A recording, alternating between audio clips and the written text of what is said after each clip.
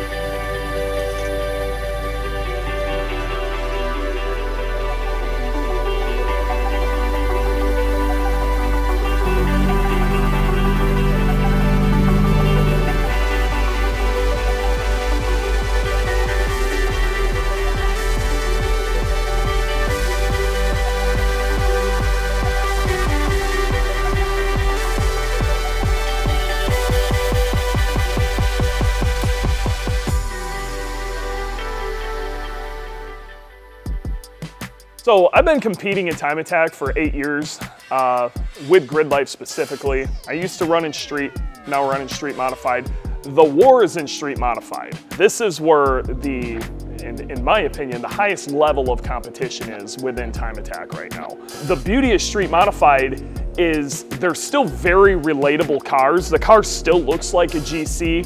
The aero regulations keep the insanity out. You don't have 747 front wings and all sorts of stuff, but you are still allowed to do pretty much whatever you want power-wise under the hood. You are limited to street tires since we're on an all-wheel drive platform. We're only allowed 255 width tires and they have to be 200 tread wear or higher. And that's kind of what limits you from just giving this thing 1,000 wheel horsepower, because there is a limitation to the tires.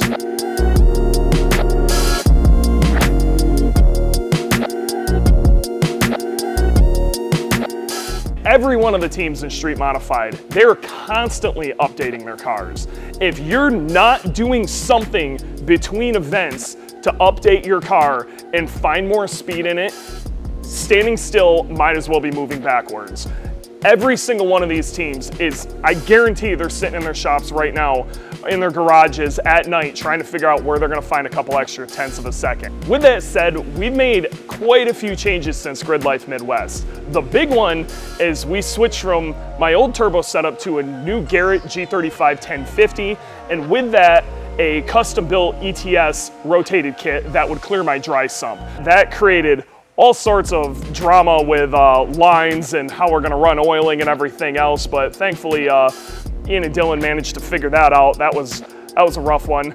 And then due to that, because the header sat so much lower, we actually had to drop the splitter, which is actually kind of a good thing. We got the splitter to sit a little closer to the ground. It helped the aero effect of the splitter quite a bit, so we gained a little bit of downforce. Redid some of the ducting in the front, and this new package is working significantly better than anything else we've ever had on this car.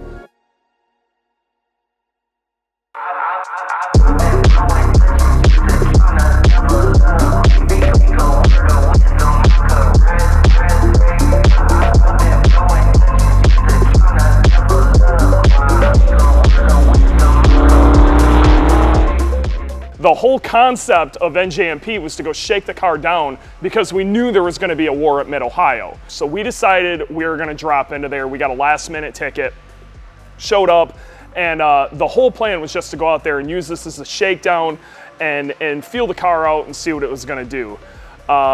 Unbeknownst to us, the car was absolutely phenomenal.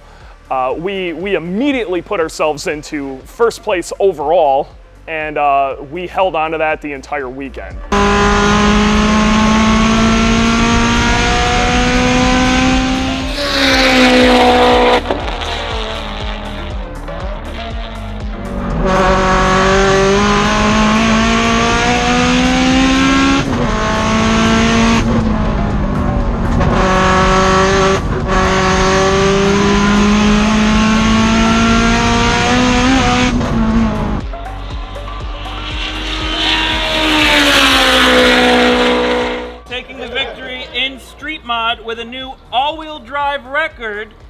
a 1:24.545. Dewey DeWitt.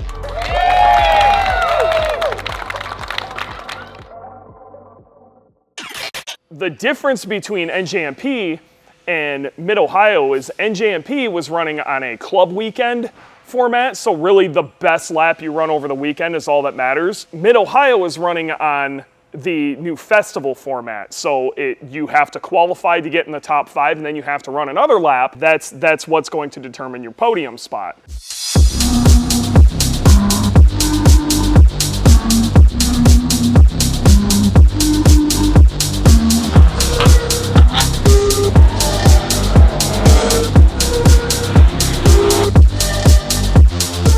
During the practice sessions in the morning, our first session we went out and scrubbed the tires.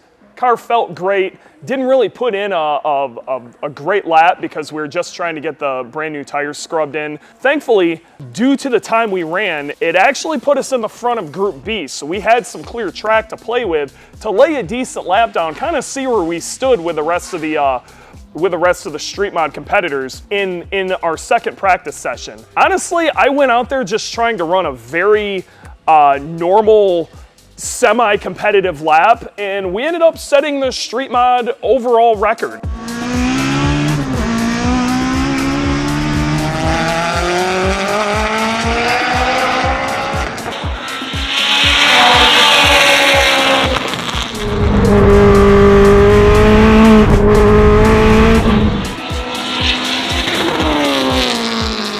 As cool as it was to break that record, it really meant nothing.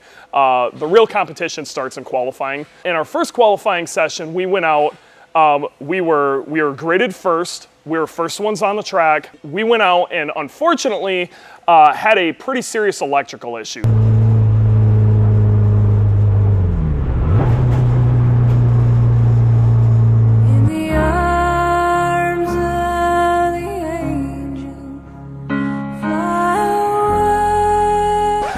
Luckily, the problem we had in qualifying 1 was just a battery issue. It was a fairly simple fix, quick fix to the wiring, pop in a new battery, and everything fired up, and we were good to go for the next morning's qualifying session.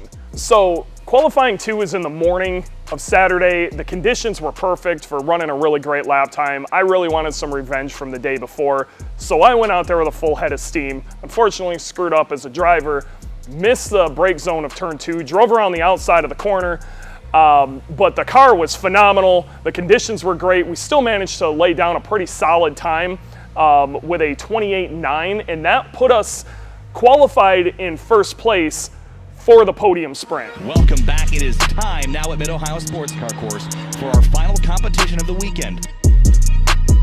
Podium sprint's really risky.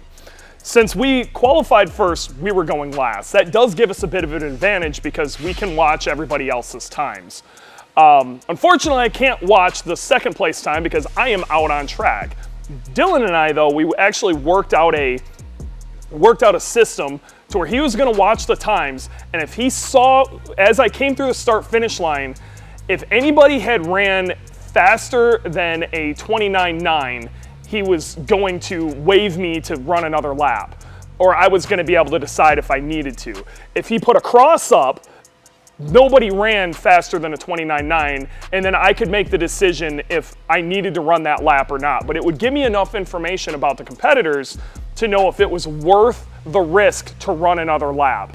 Dewey DeWitt is up next, and he's the driver that determines whether Amick wins or not. This is the exact same scenario that we were in at Midwest Festival a couple of months ago. Dewey, big slide there into turn 11, hustling boogeyman. Needs to beat a 1:29.730. Yes, 1:28.172. Wow, big gain. Well, he's broken the track record here by 2 full seconds. Wow. In street mod, which is just crazy to think about. Honestly, I put it in the wrong gear going through turn 1 and turn 2.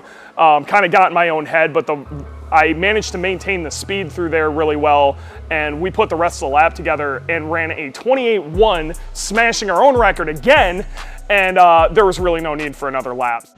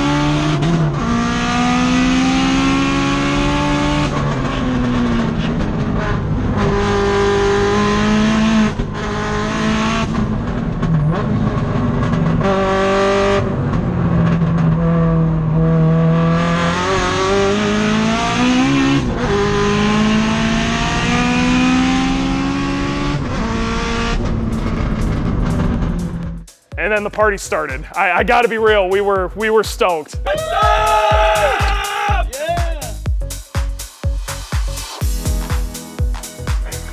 That dude he was on it all weekend. We were running around like pirates screaming. I don't think I've had that much fun after a race ever. So we picked up this pirate theme along the way. We had no idea that we would even be in the contingents of winning the championship or even fighting for it. We were in, I think, 7th or 5th place points-wise overall. An abbreviated term for a championship is a ship.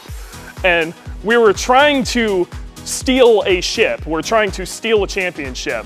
And then Dylan sent me this meme of I'm the captain now, of the pirate from that movie saying I'm the captain now. He stole a ship. Sent him the meme of look at me, I'm the captain now. And he immediately got back to me and said, oh man, we're pirates. And like, I swear to God, this is where it came from. And we've been running with a pirate theme since.